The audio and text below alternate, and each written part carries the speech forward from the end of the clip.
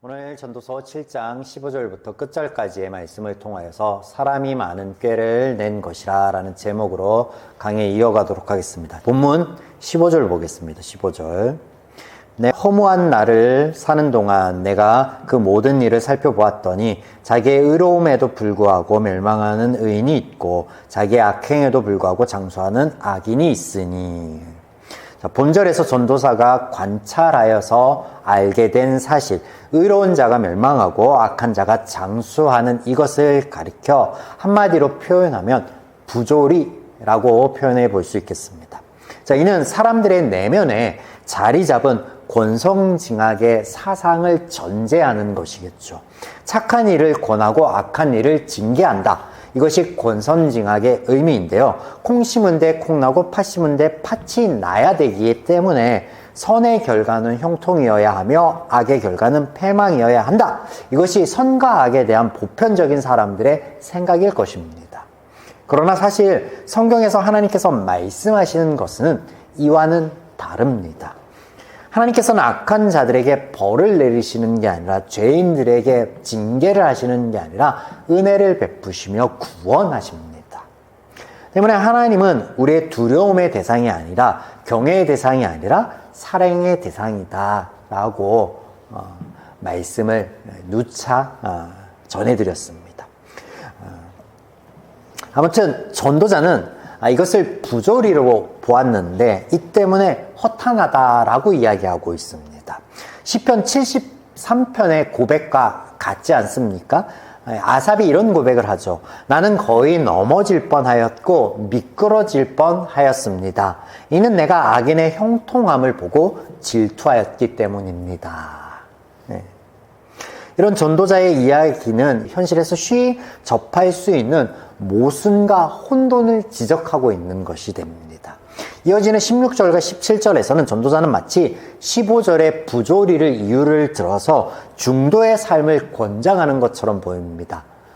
더 하지도 말고 덜 하지도 말고 딱 그만큼만 살아가라 라고 권하는 것 같은데 사실은 그런 말이 아니다 라고 말씀드립니다.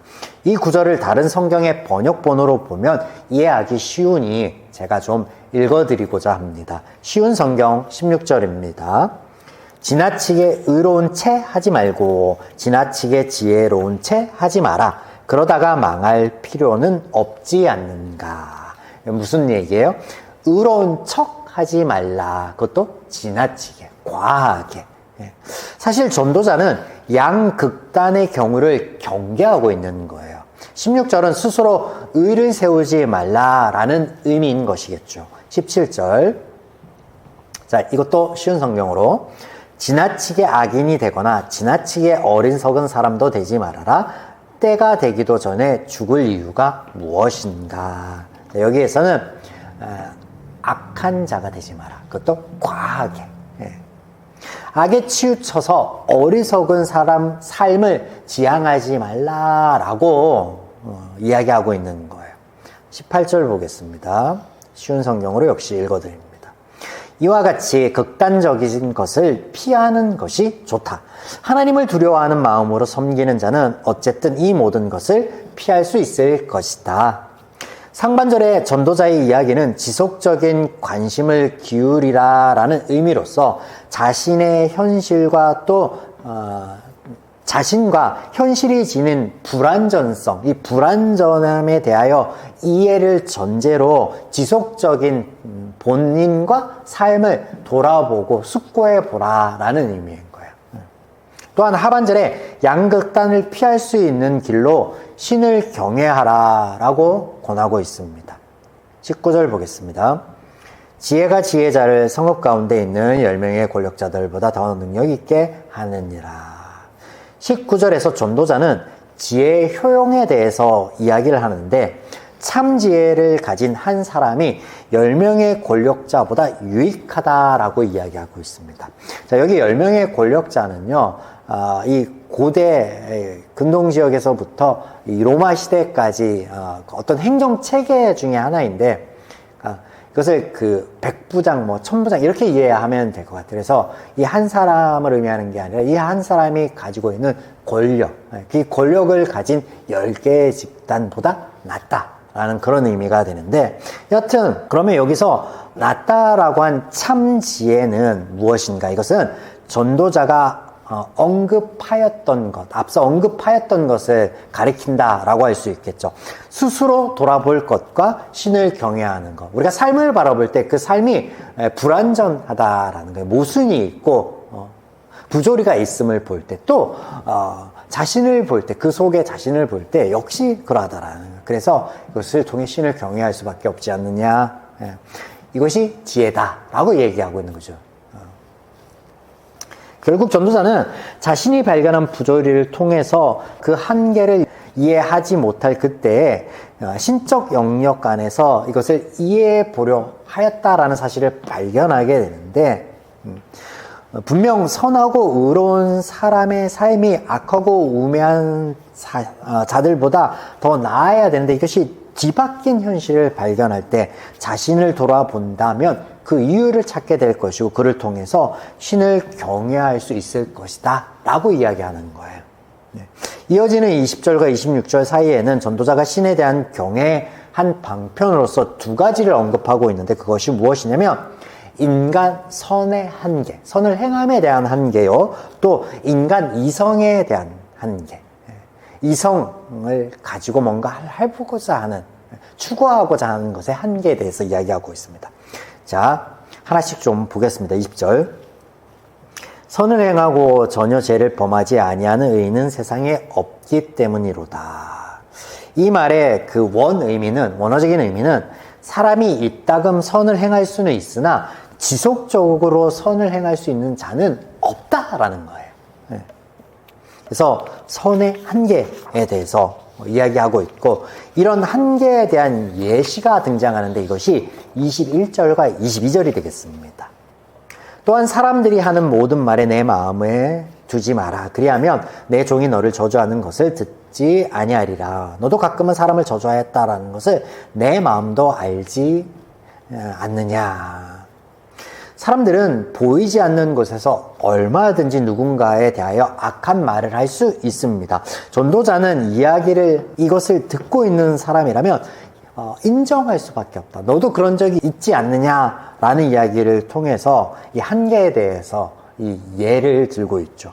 자, 이것은 또 단순한 말에 대한 이야기를 넘어서 보이는 곳과 보이지 않는 곳에서 사람들의 마음과 행동이 얼마든지 다를 수 있다. 그러므로 사람의 한계에 대하여 지적하고 있는 대목이 됩니다.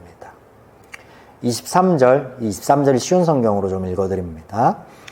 이 모든 것을 알고자 나는 지혜를 써서 시험하였다. 정말 지혜롭게 행동해야지 라고 했지만 그렇게 하기는 어려웠다. 네. 여기에 23절에서 26절까지는 인간의 이성에 대한 한계를 말하고 있습니다. 그래서 지혜를 써서 시험해보자 하였다. 좀 바꿔보고자, 뭔가 변화를 주고자 애써 보았는데 지혜를 가지고, 이성을 가지고, 그런데 어려웠다라고 이야기하고 있죠. 그래서 23절의 이 이야기가 24절에 한 번 더 강조된 후에 25절에 이성에 대한 자신의 부단한 노력과 탐구를 이야기합니다. 이어지는 26절에는 그 결과 깨달아진 것을 이렇게 이야기합니다. 26절. 마음은 올무와 금을 같고 손은 포승 같은 여인은 사망보다 더 쓰다는 사실을 내가 알았내었도다. 그러므로 하나님을 기쁘게 하는 자는 그 여인을 피하려니와 죄인은 그 여인에게 붙잡히리로다. 전도자의 이야기에서 등장하는 여인은 이성을 구체화, 형상화한 것, 의인화한 거예요. 그래서 여인은 뭐라고요? 그가 지금 이야기하고 있는 이 이성인 거예요. 이성. 그래서 이 이성에 대한 표현들, 이성을 묘사하는 것들을 추려보면 올무와 그물, 포승, 상황보다 더 씀입니다. 이게 뭐예요?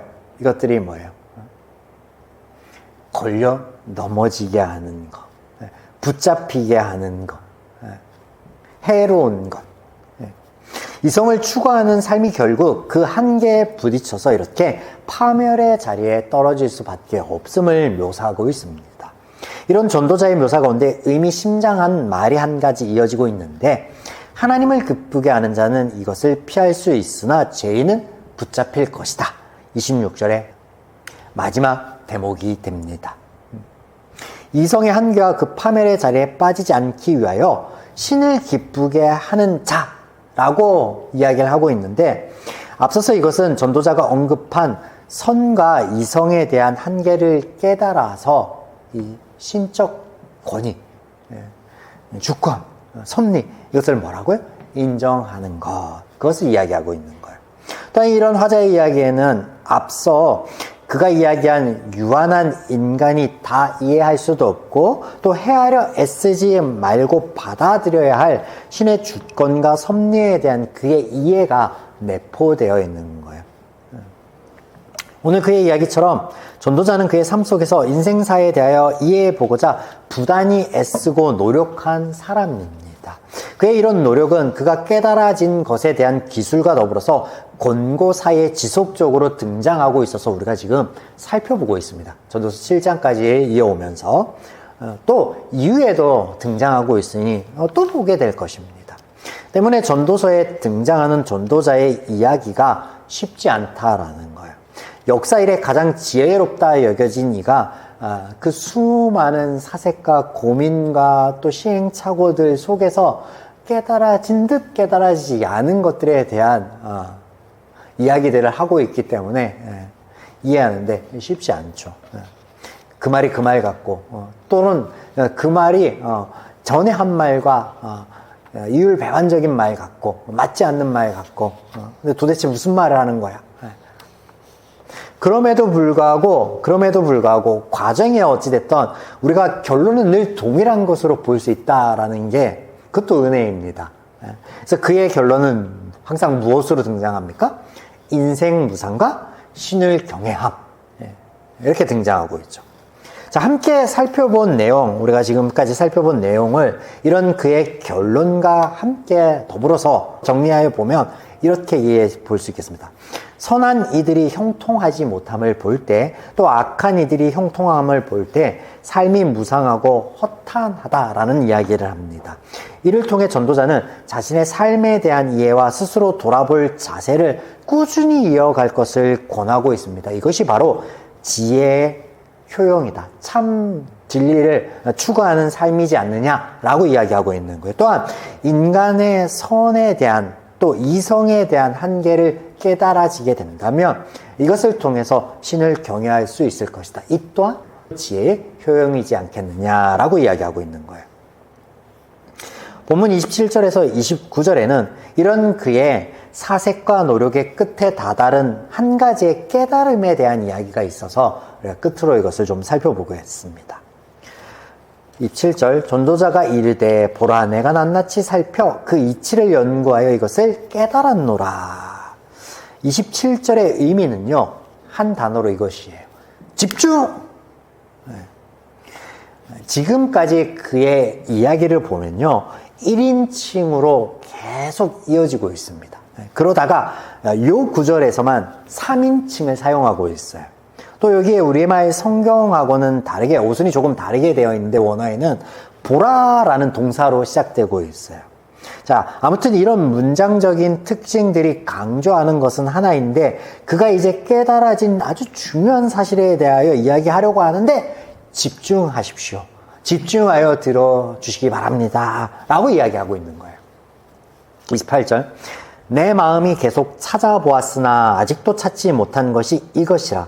1000사람 가운데서 한 사람을 내가 찾았으나 이 모든 사람 중에 여자 한 사람도 찾지 못하였느니라. 무슨 말이에요? 잘 몰라도 요점은 이거예요. 찾았다라는 얘기예요? 못 찾았다라는 얘기예요? 찾지 못했다라는 이야기죠.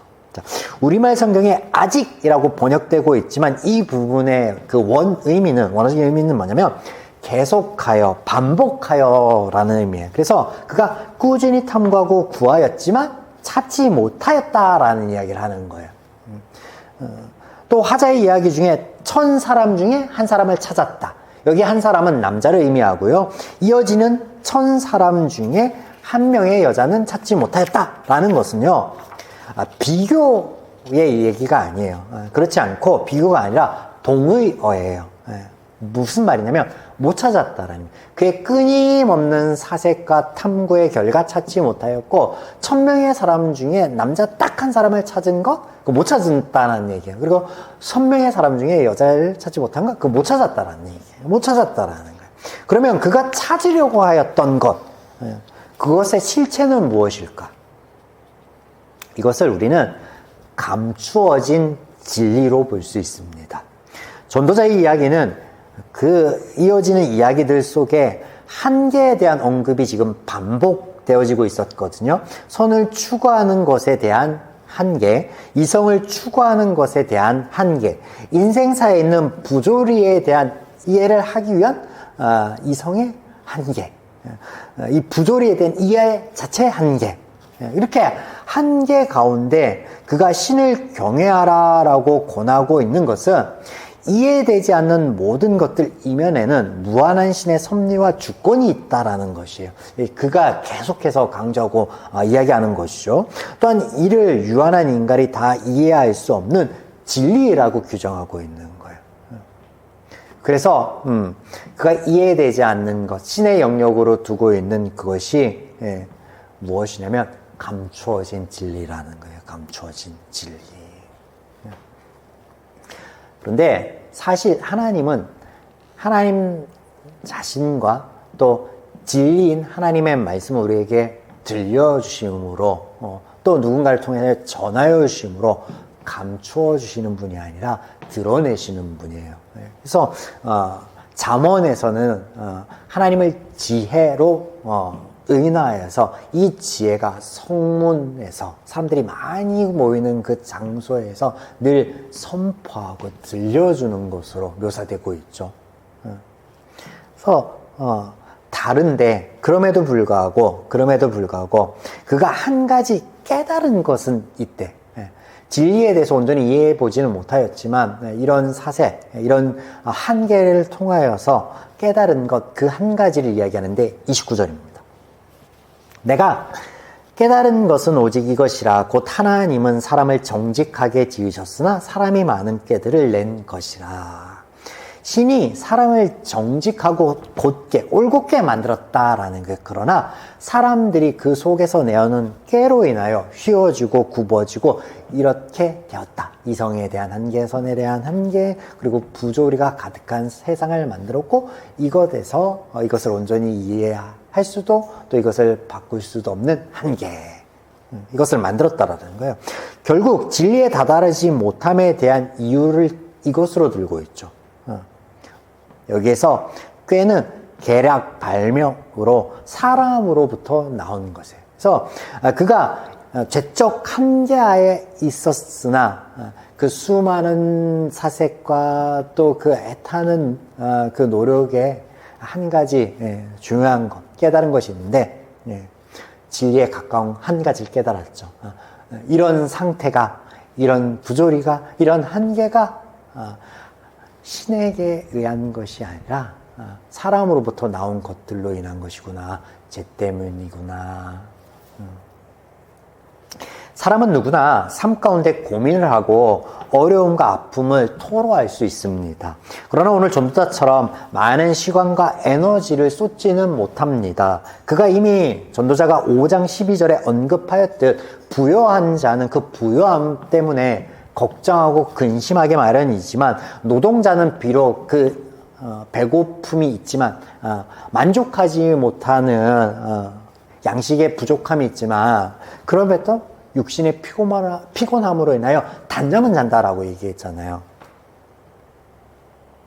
많은 사람들이 삶에 대해서 고민하고 그리고 아파할 수 있습니다. 그런데 지금 이 전도자처럼 이 삶의 많은 영역을 통해서 많은 에너지를 붓고 많은 물질을 쏟아 부어서 이렇게 시험하고 사색해 보지는 못한다라는 거예요. 은혜입니다. 은혜. 하나님께서 허락하신 솔로몬에게 있는 많은 지식과 부여를 통해 그로 하여금 삶을 들여다보게 하셨습니다. 그리고 그의 사색을 통하여 이것이 하나님의 말씀이 되어 오늘날 우리에게 진리로서 전해질 수 있게 하셨다라는 거죠. 비록 그가 죄인의 한계 아래에서 참 진리에 대해서 다다르지는 못하였지만, 깨달아지지는 못하였지만, 그래서 허무와 허탄을 늘 고백하고 있지만, 오늘 그가 깨달은 진리 한 가지를 전하고 있는데, 그것이 뭐예요? 죄는 오롯이 인간의 선택의 결과였다. 인간 속에서 나온 것이었고, 이것에 벗어나지 못한다. 한계 있다라는 거예요. 사랑하는 여러분, 오늘 말씀을 통하여서 우리가 인간 이성에 기대어 깨달아진 것을, 그 탐구를 가지고 삶에 적용하여 보려고 하면 이렇게 부단히 부대낄 수밖에 없을 것입니다. 세상에서 이야기하는 진리를 가지고 그것을 추구하고자 하면, 그러면 보통의 사람들은 어떨지 모르겠지만 하나님 안에 있다라고 하는 이 신앙의 여정을 이어가는 사람이라면 부대낄 수밖에 없어요. 하나님이 과연 살아계시는가? 하나님이 나를 사랑하시는가? 나를 위해 오늘도 역사하고 계시는가? 라는 의문을 남길 수밖에 없습니다. 그러면 어떻게 해야 되겠습니까? 하나님을 오롯이 알아야죠. 성경에서 보여주시고 알려주시는 그 온전하신 하나님의 모습, 그리고 또 그 하나님의 말씀을 온전히 우리가 이해할 때 그것을 가지고 우리의 삶을 바라보고 적용해 보고자 할 때, 그때 이것이 이 한계가 부조리한 것이 어디에서부터 시작하였고, 또 그곳에서 우리가 넘어지지 않기 위해서는 어떻게 지혜롭게 살아갈 것이고, 또 하나님의 어떤 말씀들을 붙들 때 우리가 위로를 얻을 수 있고 평안을 얻을 수 있을지, 그 진리가, 지혜가 하나님 안에, 온전하신 하나님, 그 온전하신 하나님과 말씀 안에 있다라는 것을 오늘 이 성경 본문 말씀을 통해서 우리가 깨닫게 됩니다. 오늘도 이 들려주신 말씀을 붙들고 나아가는 우리 한 주의 발걸음이기를 주님의 이름으로 축원드립니다.